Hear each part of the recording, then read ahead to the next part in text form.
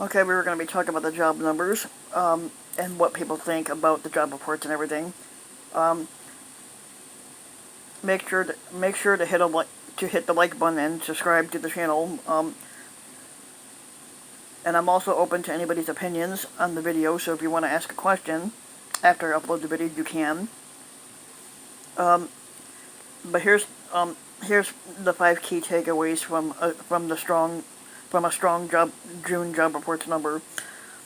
Coming out of Washington, at first glance, the June employment report was what they referred to as a blockbuster. The U.S. economy produced a record 4.8 million added jobs last month. Now here's the thing with that. Those 4.8 million jobs were not new jobs. Those were people who were laid off and returned back to work. So they're not new jobs, they're not anything really. Which was well above expectations, and the unemployment rate dropped from 13.3 million, now it's down to 11.1 million, which is still pretty fucking high. The Today's Announcement 45 declared Thursday after the report was released, he claims, basically his tweet was, the economy is roaring back. Technically not. Maybe, but most economists warn that the risks ahead outweigh the reasons to cheer as the economy and the job market struggle to emerge from a devastating meltdown that was triggered by the coronavirus. Further hiring gains are imperiled by a resurgence of the COVID-19 cases throughout the South and West. And despite a solid rebound in employment, the job market remains badly damaged by the pandemic itself, by the lockdowns imposed to contain it, and by a loss of confidence among Americans fearful of returning to shops and restaurants until a vaccine or an effective treatment for the virus is available. Even after a superb hiring reports for May and June, the economy has only regained about 1/3 of the 22 million jobs that it lost. About the 22 million jobs plus that it lost to the pandemic recession, according to Thursday's job reports, and the unemployment rate still exceeds the highest rate during the 2009 Great Recession. Here are 5 major takeaways from the jobs report that was surprisingly robust, yet may not fully reflect a fast-evolving employment market. Just as the economy seemed to be gathering momentum after springtime lockdowns of businesses, they confirmed virus cases began resurging throughout the South and West. The spike in cases forced state and local governments that had allowed many businesses to reopen to suddenly suspend or reverse their plans. Many bars and restaurants that were newly reopened in late May and early June shut down again and laid off all their workers again. The June report didn't include those job cuts. Remember that the June jobs data are capturing the data from the middle of May through the middle of June, given the survey period. The economists at the Bank of America Global Research cautioned it captures the state of the labor market before the economy was hit by the rise in virus cases in the Sun Belt. The researchers who track business activity in real time have detected evidence of a slump.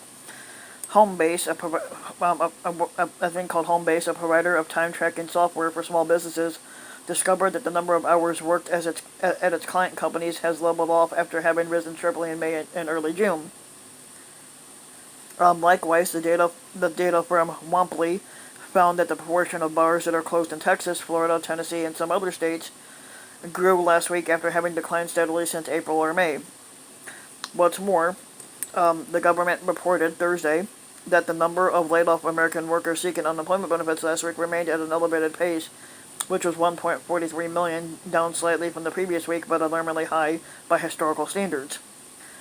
1.4 million U.S. workers have filed for initial unemployment claims last week, with the number of COVID-19 cases accelerated and some states delaying reopening or imposing the new restrictions. We are concerned that a significant number of individuals may become furloughed again, said Jay Bryson, who's the chief economist at Wells Fargo Securities, wrote in his research. The outsized gains in payrolls that were registered in May and June likely won't be repeated in the next few months. Despite the April-May bounce back, the employment market remains in dire shape. 137.8 million workers were working in June, but 14.7 million, which is 14.7 million fewer than what was reported in February. before this pandemic began to inflict deep economic damage. Even May's 11.1% unemployment rate was the third highest behind April and May and monthly records that date back to 1948.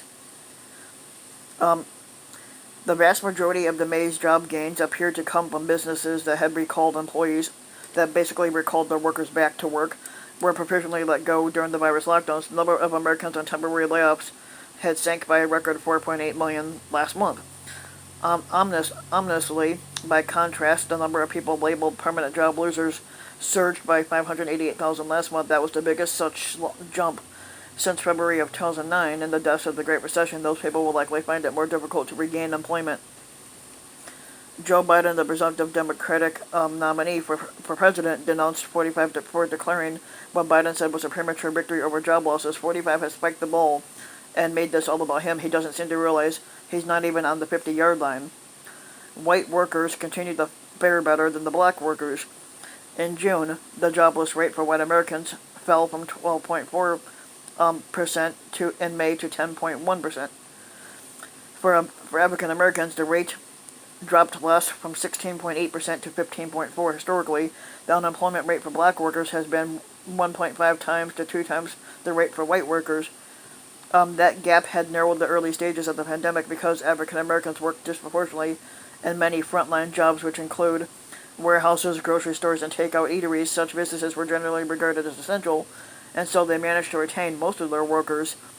But in the past couple of months, the racial gap has widened again. The pandemic has really shown a spotlight on how lopsided our economic system particularly is. And it's also particularly in terms of the labor market, said Steve Rick, who's the chief economist at the insurer Kuna Mutual Group. It's clear that black communities have been disproportionately affected by this recession. Average hourly earnings at private companies fell 1.2% to $29.39 in June. For rank and file workers especially, hourly earnings dropped about 1% to $24.74. The reason wasn't so much that employers had imposed pay cuts. It was rather the workers were rehired in June at bars, restaurants, and other such establishments that disproportionately work in lower-paying occupations. That trend pulled down the average wages for the month. The decline reflects the extent to which the June job gains were skewed toward the lower-wage, lower-hour industry workers, such as a retail, trade, and leisure and hospitality services, said Richard Moody, who's the chief economist at Regions Financial.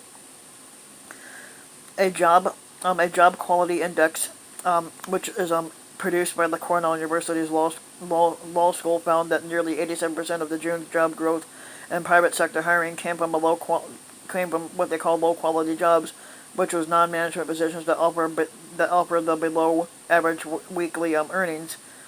Employers who were hiring all over the economy last month, it says restaurants, bars, hotels, and other leisure and hospitality businesses that were hit hard by the closures in the spring added 2.1 million jobs in June. Even so, they employ 4.8 million fewer people than they did in February. Retail stores added 740,000 jobs. Healthcare added 475,000. Manufacturers added 356,000. And construction firms added 158,000, which is still really low. Job gains in June were broad-based across 75% of the private sector, but that was a report from the Oxford Economics, but yeah.